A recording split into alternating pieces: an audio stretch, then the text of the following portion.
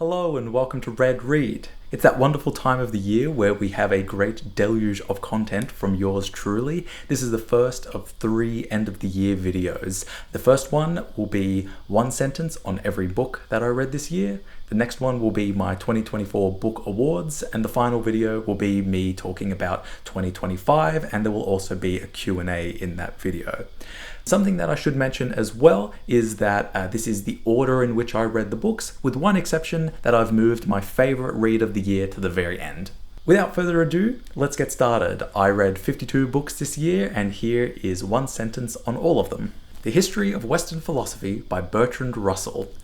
More like Bertrand Russell's History of Western Philosophy, because you will get his delightfully subjective, biased opinion on every single topic. At Swim Two Birds by Flann O'Brien. It's basically Inception, but literary and hilarious and Irish. Intimations, 6 essays by Zadie Smith. It's almost alarming how nostalgic this book feels based on our warped sense of time since COVID. Poems by Wang Wei. I remember liking this, but I don't remember a single poem. The Complete Stories by Clarice Lispector. She taught me that moments are stories if you're paying attention. Wittgenstein's Nephew by Thomas Bernhard. This book showed me that Bernhard loves how he hates intensely. Multiple Choice, 100 short essays on the cultural legacy of James Joyce, written by David Collard. Even though some essays were substantially longer than others, I'd rather live in a world that has 100 essays of varying quality on James Joyce rather than just 30 great essays. The Poems of Pablo Neruda by Pablo Neruda. All good, thanks. Alice's Adventures in Wonderland and Through the Looking Glass by Lewis Carroll. Yet another classic, especially Through the Looking Glass, that is way better than you'd expect it to be. The Rush for Second Place by William Gaddis. Recommended only if you are, like me, a die-hard Gaddis fan. Eros the Bittersweet by Anne Carson. Like David Foster Wallace, Carson was a revelation for me in terms of essay writing. Malloy, Malone Dies and the Unnameable by Samuel Beckett. Profoundly influential on my introspection. The Australian Concise Oxford Dictionary, compiled by Mark Gwynne and Amanda Laugeson. Aardvark, Aardwolf, Aaron's Beard, Faust. Part 1 be like, Part 2 be like, The Complete Poems of Catullus. There is something beautifully unpicturesque in knowing that 30 years before the birth of Christ, someone wrote a poem that started with the sentence, I will you and you. Autobiography of Red by Anne Carson. I've literally convinced at least 3 people in my life to read this book, and it is still not enough. The Complete Dramatic Works of Samuel Beckett. To be expected, some are better than others, but there are plenty more great plays than just Waiting for Godot. Snow White by Donald Barthelme.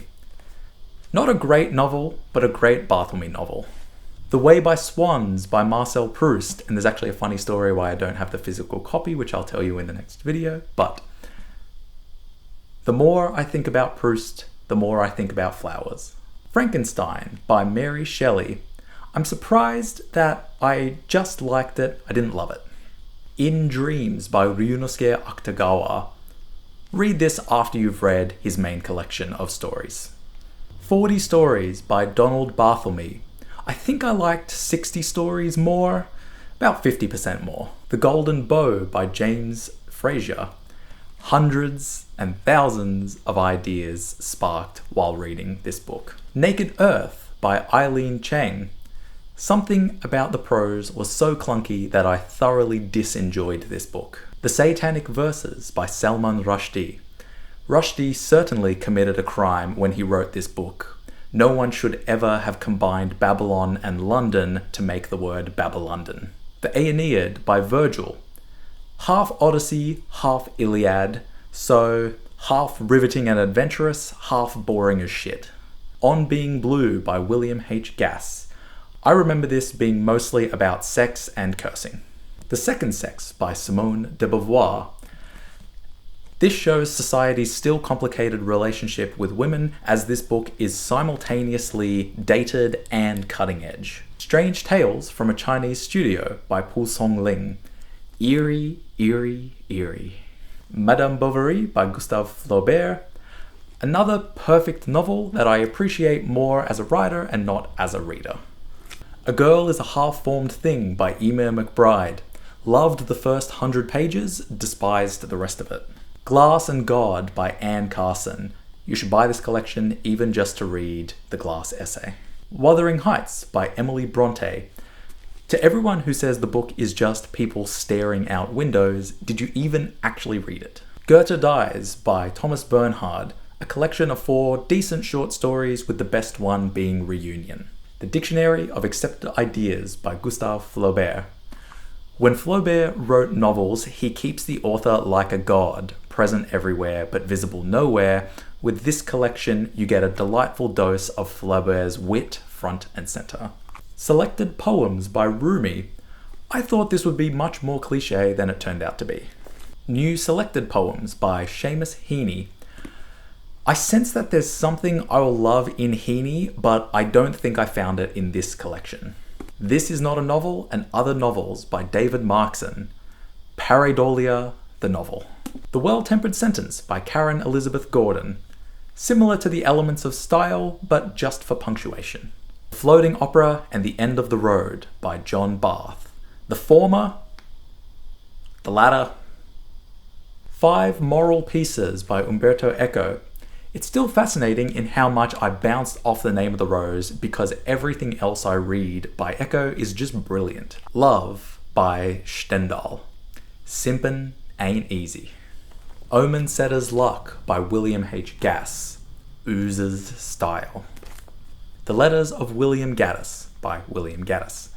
A good insight into Gaddis's life and work, but the best insight will always just be the works themselves. The Little Prince by Anton de Saint-Exupéry. Sorry, I butchered that pronunciation. I thought this was a kid's book. Why am I crying? Walden by Henry David Thoreau. While I don't have any desire to go out and live in a cabin in the woods, I appreciate that this book came to me at exactly the right time. Invisible Cities by Italo Calvino. A master magician, you're still amazed even after you know how the trick is done. Red Dock by Anne Carson. Quite different to autobiography, but that's how I prefer a sequel to be approached. In Watermelon Sugar by Richard Brautigan. Less impactful than Vonnegut, less skillful than Bartlemy. Songs of Innocence and of Experience by William Blake. Blake is a mythical creature in and of himself, and these songs can be terrifyingly good. The Rubaiyat of Omar Khayyam reminded me of The Color of Pomegranates, especially in its intoxication. And finally, even though I read this halfway through the year, this was my favorite read of the year. This is The Anatomy of Melancholy by Robert Burton. Burton's great skill is that he recognized that melancholics possess an inner voice that seeks to destroy, and his great gift is planting a new voice that seeks to heal. Thank you for watching. Hope you look forward to my 2024 Book Awards video and my Q&A / what's to be expected for 2025. Thanks for watching, and I'll see you in the next video.